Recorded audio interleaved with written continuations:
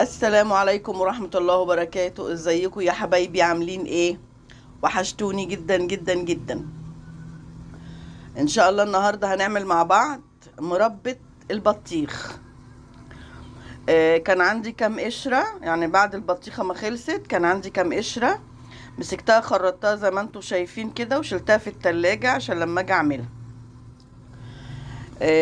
انا مقطعاها قطع كده. ان شاء الله هقطعها قطع صغيرة وارجع لكم حبايبي. رجعت لكم حبايبي اهو. خرطت قشرة البطيخة اهي اهي. ان شاء الله بإذن الله هنحط عليها كوباية سكر اهي، عشان انا بحبش الحاجة مسكرة قوي اهي. هنروح بيها بقى على النار اهي. المفروض انا كنت بيت السكر كده عليها من بالليل عشان اقوم الاقيها ايه مصفية مية، بس ما كنتش متأكدة ان انا هعملها النهاردة، فما يجراش حاجة. هي برضو هتنزل ميتها على البوتاجاز. هنسيبها شوية كده على النار ونحط عليها كيس فانيليا بس لما تقرب تستوي ان شاء الله. كيس فانيليا ونص ليمونة ان شاء الله باذن الله. هنسيبها شوية على النار وهرجع له. يعني اللي عنده قشرة بطيخ عنده كنز، اللي عنده قشرة بطيخ عنده برطمان مربى.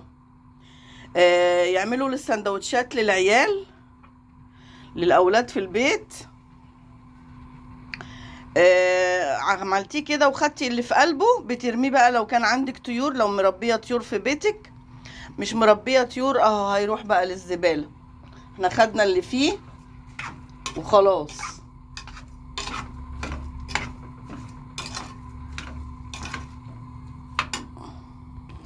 بص يا حبايبي، اول ما غليت اهي نزلت ميتها اهي اهو الميه.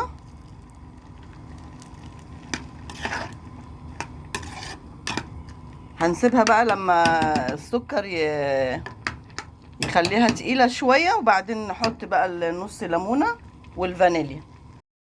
رجعت لكم النص ليمونه اهو، طلعت منه البذر اهو. طول ما هو في ميه كده تعصريه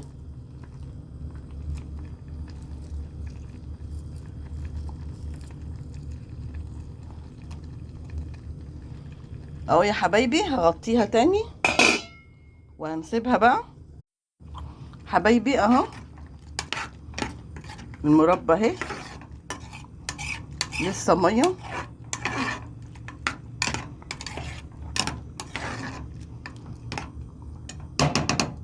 لسه ما عادتش.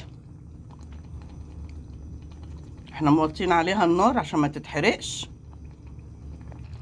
رجعت لكم حبايبي اهو، هي خلاص داخله اهي على سوا. وده كيس فانيليا اهو.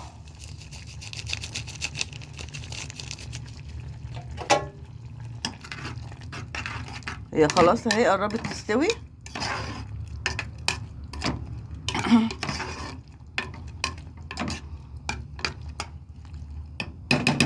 فاضل لها 5 دقايق ونطفي عليها. خلاص يا حبايبي اهي استوت خلاص اهي. استوت خلاص اهي. هنطفي عليها بقى لما تبرد، واما تبرد هوريها لكم واحنا بندوقها. يلا نطفي عليها ونسيبها تبرد. المربى اهي يا حبايبي، حطيتها في الطبق اهي. انا عندي فطير، هنغمز لقمة فطيرة كده قدامكم.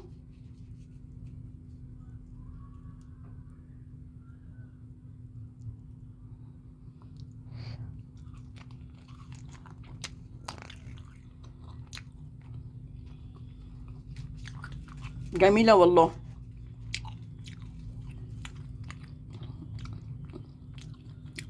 بصوا حبايبي حبايبي لا تقولوا عشان هي اللي عاملاها، جربوا جربوا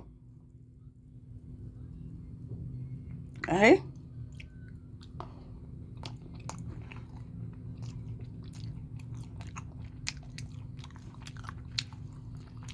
جربوها وقولوا لي ايه رأيكم في التعليقات.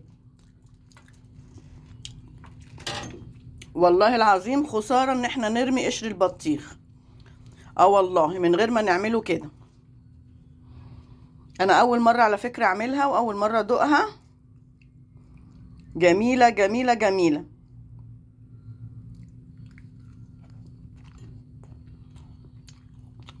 لو عجبكم الفيديو ما تنسونيش في اللايك والاشتراك.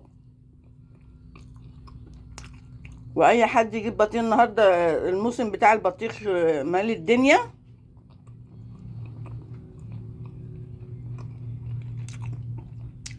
بعد ما تاكلوا والله العظيم والله العظيم طعمها جميل جدا،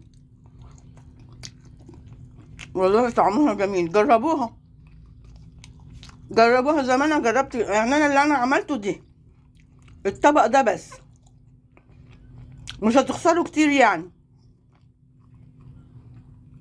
ما تنسونيش في اللايك والاشتراك لو عجبتكم المربى دي.